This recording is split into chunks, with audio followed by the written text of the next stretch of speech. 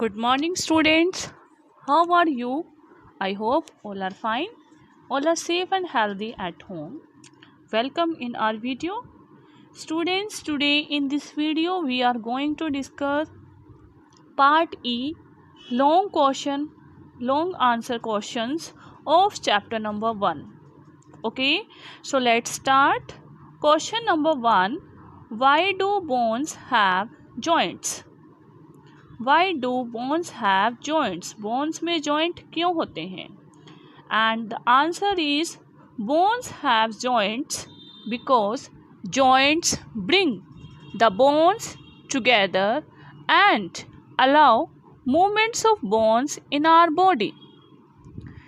Bones have joint. Bones में joint होते हैं क्योंकि joint हमारी bones को जोड़ कर रखते हैं. Bring the bones together. Bones को जोड़ कर रखते हैं and allow movement of bones in our body. और हमारी बॉडी में जो बोन्स की मूवमेंट होती है that is also due to the joints. Okay, joints की वजह से हमारी बॉडी में बोन्स की मूवमेंट होती है. Just like in our shoulder, in our hip. Okay, the movement of bones is present. Clear? Now the question number 2. Why is our backbone made up of many small vertebrae instead of having one straight long bone? हमारी backbone जिसे हम क्या बोलते हैं, रीढ़ की हड्डी. Our backbone is made up of small vertebrae. हमारी बैकबोन स्मॉल वर्टेब्रे से क्यों बनी होती है? Instead of having one straight long bone means जो हमारी बैकबोन होती है वो ऐसे होती है जस्ट लाइक दिस. छोटी छोटी बोन्स होती हैं और ये बोन्स आपस में अटैच होती हैं. ओके, तो क्वेश्चन है कि हमारी बैकबोन्स ऐसी छोटी छोटी बोन से मिलकर क्यों बनी है. इसकी बजाय हमारी बोन ऐसे भी तो हो सकती थी, एक स्ट्रेट बोन भी तो हो सकती थी, बट वो स्मॉल वर्टेब्रे से मिलकर क्यों बनी है? What's the reason behind this? So our answer is backbone is made up of many small vertebrae. हमारी जो backbone है वो small vertebrae से मिलकर बनी है. Why? Because these small bones give flexibility to our backbones. In small bone से हमारी बैकबोन को फ्लेक्सिबिलिटी मिलती है. फ्लेक्सिबिलिटी से क्या होता है? Due to this we are able to bend और twist our back.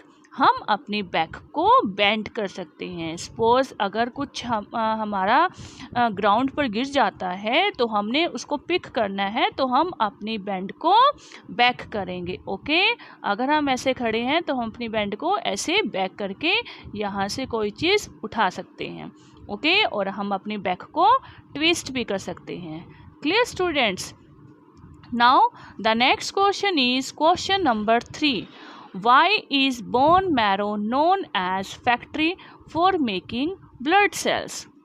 Why is bone marrow known as factory for making blood cells? Bone marrow को blood cells बनाने की फैक्ट्री क्यों कहा जाता है?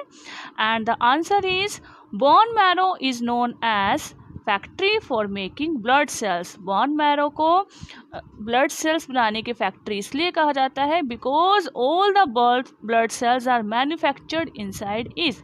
क्योंकि जितनी भी ब्लड सेल्स होती हैं हमारी बॉडी में जो प्रेजेंट होती हैं they all are manufactured in bone marrow. हमारी बोन मैरो में ही हमारी सारी ब्लड सेल्स मैन्युफैक्चर्ड होती हैं, बनती है. That's why it is known as factory for making blood cells. Clear to all? Now our next question is question number 4. How does a ball and socket joint work? How does a ball and socket joint work? Students, you know that in ball and socket joint there is one hollow bone. Okay, this is hollow bone and this is one bone which has round end. Okay, ball की तरह जैसे हमारी ball होती है वैसे round होता है और ये टू बोन्स में जॉइंट हो जाती हैं. Okay, the hollow bones and the bone which has round end. दोनों आपस में क्या हो जाती हैं, फिक्स हो जाती हैं. So in this way the ball and socket joint is formed.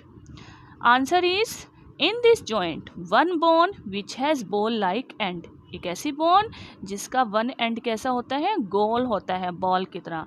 That fixed into the hollow socket of another bone. वो बोन होलो सॉकेट में फिक्स हो जाती है.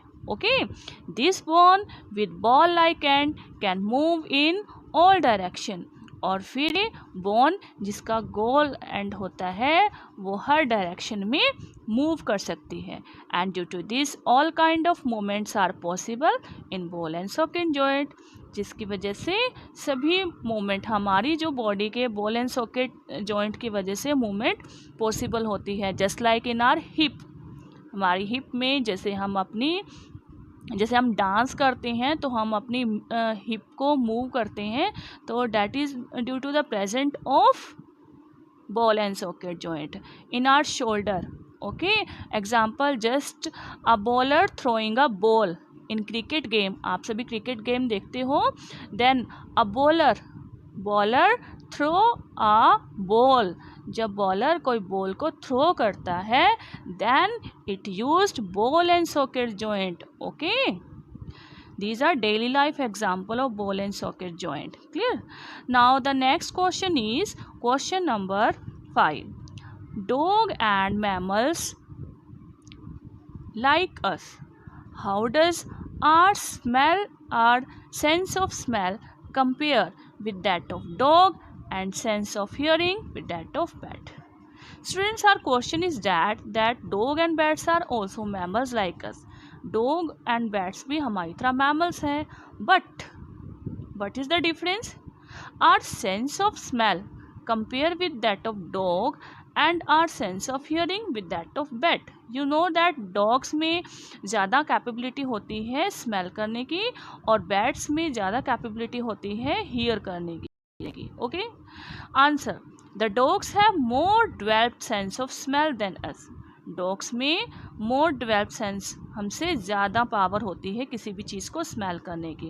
And similarly bats have special part to hear highly pitched sound. Highly pitched sound means ultrasonic wave जिनको human ears नहीं सुन सकते. Okay, that are known as highly pitched sound known as ultrasonic waves. तो students, dogs में smell करने की power ज़्यादा होती है and bats have special part to hear the sound. Okay, that's why due to this bats can detect their prey easily in the dark.